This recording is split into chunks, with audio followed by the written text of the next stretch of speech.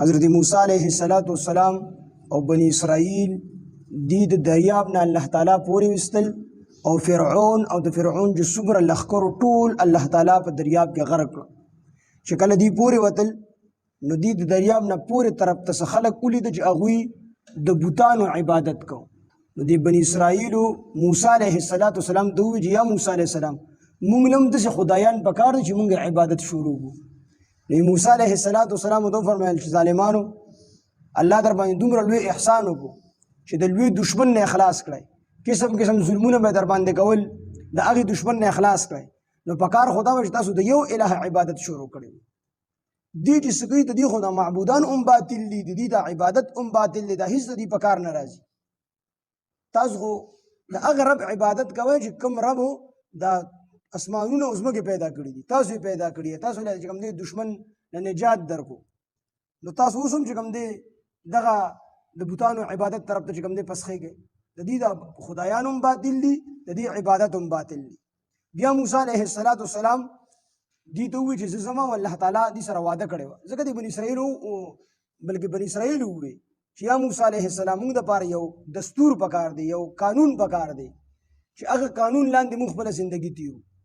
نو موسی علیہ السلام سره الله تعالی وعده وکړه چې ته به کوهي تور ته راشي او په کوهي تور کې به ته 13 ورځې روژه ونیسې. خو دا 13 ورځې روژه به ته ماتای نه، 13 ورځې دا به مسلسل ته روژه نیسې. ځکه چې پتا کې د الله تعالی د تجلیاتو چې ته د الله تعالی تجلیات بیا برداشت کړې، د الله تعالی سره ملاقات دی، د الله تعالی په تا سره خبرې کوي، چې هغه بیا تا کې هغه قوت پیدا شي، نو ته به 13 ورځې مسلسل روژه نیسې. نو موسی علیہ السلام یې ټیک ده. بني اسرائیل ټولې د هارون علیہ السلام په سرپرستۍ کې پرېښودل او هارون علیہ السلام خپل نائب مقرر کو.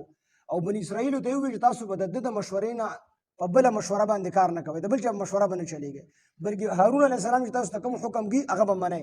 د ځان نه به چې کوم دی نور کارونه نه شروع کوئ، په دین کې به نورې خبرې د ځان نه شروع کوئ.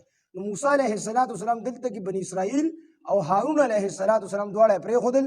موسی علیہ السلام لاړو کوهي تور ته. چې کوهي تور ته لاړو نو موسی علیہ السلام 13 ورځې متواتر روژه ونیسله. نو د دې روژې د وجې نه مونږ تاسو چې روژه کله ونیسو د معدې نه هغه بړاس غوندې راوچتېږي، د خولې نه سړي بوی غوندې کېږي. نو دغه بوی د حضرت موسی علیہ السلام د خولې نه د معدې د ناریوالي د وجې نه چې معده ناره وسه پکې ونه دغه بوی ته شروع شو. نو موسی علیہ السلام په 13مه ورځ باندې دلته کې د ځنګل یو لرګی راوشو او د هغې نه مسواک جوړ کړو، مسواک یې وکړو د دې دپاره چې د الله تعالی سره به کلام کوم چې د خولې نه مې دا بدبوی نه ځي. نو موسی علیہ السلام چې کله دغه مسواک وکړو نو الله تعالی ورته وفرمایل تا سره زه هم کلامي کوم او کتاب دله در کوم، خو تا افطار کړی دی، روژه دې ماته کړې ده. موسی علیہ السلام چې الله تعالی ما خو افطار نه دی کړی، البته ستا سره مې د خبرو شوق و، د ادب د وجې د خولې نه مې بوی تلون، د ادب د وجې مې مسواک والی دی چې تا سره خبرې وکړم.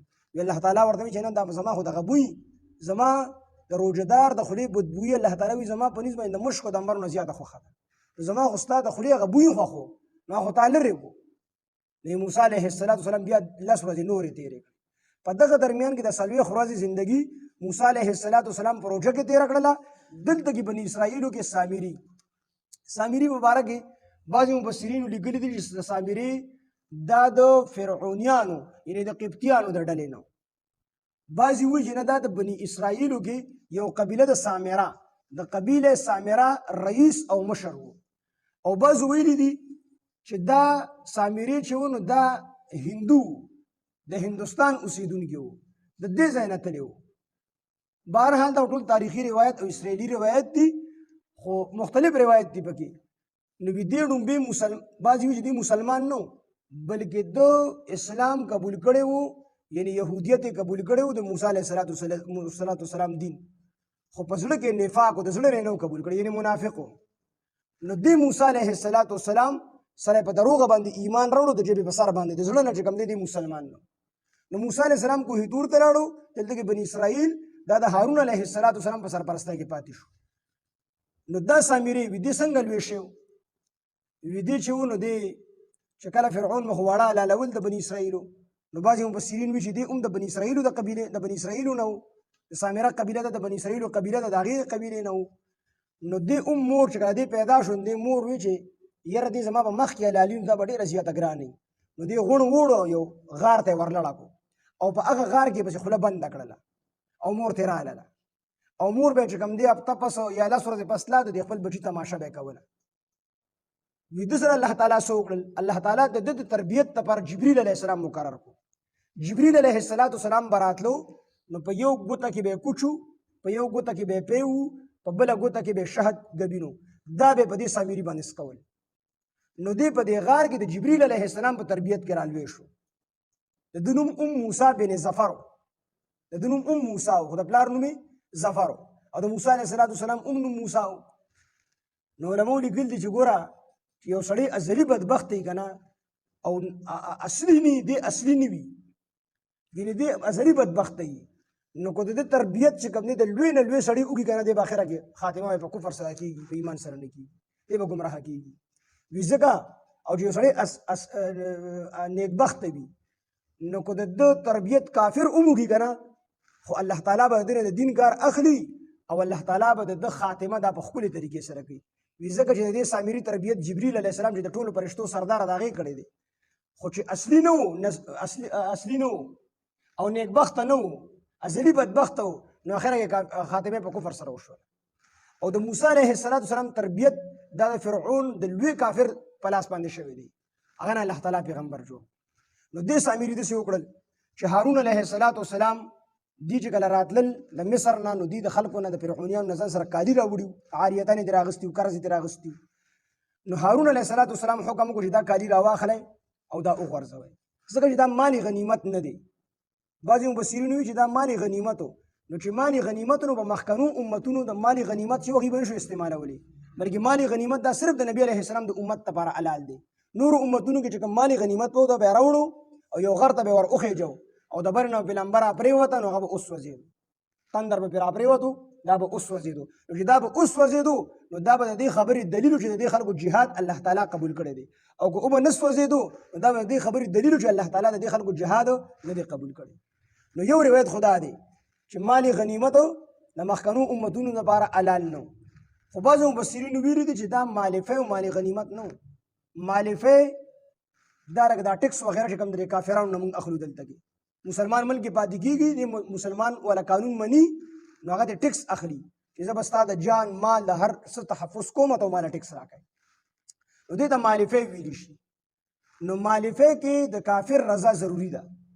نو هارون علیه السلام ځکه دا کالي سوځول چې دا خو دې د هغې نه عاریتن راغستي وو، قرض یې ترې راغستي وو، د بني اسرائیل مالکان خو نه وو ګرځولي که نه، نو دی ته قرض راغستي وو چې قرض یې ترې راغستي وو، نو دې کې د کافرانو رضا نه وه، هغوی په دې خبره نه راځي چې بني اسرائیل دې زموږ د مالک مالکانو ګرځي. د دې وجې نه هارون علیه السلام وایي چې دا زه حلال نه ګڼم. دویمه دا چې دغه هغې ته ویلي شي مالي غنیمت چې په هغې کې قتال وشي، جنګ وشي، نو جنګ خو دوی نه و کړی او دی عاریتن راغسي، د دې وجې نه هارون علیه السلام حکم وکړو چې دا کالي ور وغورځوئ. او بعضې مفسرینو ویلي چې سامري ورته حکم وکړو. نو دوی چې کوم کالي راوړي نو هغه ټول کالي چې کوم دی بعضې ویلي دي چې د سامري چې کوم دی ورله په دې ځمکه کې د سخي یو دغه جوړ کړی و، کالب غونده کې جوړ کړی و. نو دې ته وایي چې راځئ دا کالي ور ولئ. نو بني اسرائیلو په ټول کالي راوړو، هغه به هغه کندې ته ویشتل، نو کنده کې جمع شو. نو چې کله جمع شو کنده کې نو ده ورته اور ورته کړو. نو چې اور ورته ورته کړو خو ویلې شو، نو ده په ځمکه کې دننه سخې جوړ کړی و، د سخي شکل یې جوړ کړی و. نو هغه لکه څنګه چې موږ د بلاکونو د سانچې ته سانچه غونده کې جوړه کړې وه په ځمکه کې د سخي، نو هغه چې ورته ور واړول د هغې نه بلکل سخی جوړ شو. بیا سامري داسې کار وکړو چې هارون علیه السلام ته ویل چې یا هارون علیه السلام دعا وکړه چې زما په لاس کې څه دي دا هم سري دي، دا هم زه غورځوم دې ته، ستا حکم منم، خو دعا وکړه چې زما په زړه کې کومه خبره چې هغه الله تعالی پوره کړي. نو هارون علیه السلام خو د ده په خوله باندې اعتبار کوو چې دا مسلمان دی، دا پته خو ته نه وي چې دی منافق دی. نو هارون علیه السلام دعا وکړه خدای پاک د ده په زړه کې چې څه دې کومه دعا کړي هغه قبوله کړي. نو سامري د جبریل علیه السلام چې کله دا فرعون هلاکېدو که نه، دا فرعون بیا د دریاب ته نه ورتلو، دی پوه شو په خپل ځان باندې، خو جبریل علیه السلام سره اسو او هغه روان و، هغه ته مخکې شو، د ده اسې په زور باندې ونیسو، دریاب دی منځ ته. نو دا جبریل علیه السلام چې په کوم اس باندې سور و نو سامري ورته کتل، نو دې اس په چې په کوم ځای باندې قدم کېښودو نو هغه ځای به شینګې راټوکېدو. نو ده له شیطان زړه کې ور واچول دې سامري چې دا خاوره راواله، په دې کې د حیات ماده ده، دا ځمکه ژوندی کېږي دقسې په بل شي هم ژوندي کېږي. چې کوم ځای بس قدم کېښودو نو هغه دغه بس ځمکه به راوټوکېدله وي دې خاوره کې حیات دی نو هغه خاوره یې راغستې وه د ځان سره یې ایښې وه نو چې کله دوی دا کالي ور لړه کړل که نه او ویې سوځول او هغې نه کالب کې سخې جوړ شو نو سامري هغه خاوره ورته ور لړه کړله هغه کالب ته چې خاوره یې ور لړه کړله نو هغه د سخي شکل او ټین ټین اوازونه شروع کړل نو سامري دې خلکو ته وی بني اسرائیلو موسی علیه السلام خپل رب لیدلی دی او رب یې دلته کې راغلی دا د موسی علیه السلام رب دی موسی علیه السلام خپل رب یې هېر کړی نو موسی علیه السلام چې هلته کې 40 ورځې پوره کړې الله تعالی ورته کتاب ورکړو د هغه ځای نه ډېر زیات غوسه راغی الله تعالی ورته وایي چې ستا قوم خو سامري ګمراه کړی دی ما په لوی امتحان کې اچولی دي هغه چې کوم دي هغې د سخي عبادت شروع کړی دی نو دې کې دا واقعه بیانېږي بیا موسی علیه السلام راغی او هارون علیه السلام هم د ګیري نه ونیسو ورته ویې چې ته دلته کې وې تا نه ولې دي ګمراه شوي نو هارون علیه السلام دوی نږدې دی چې زه یې وجلې وې دوی زما خبره نه منله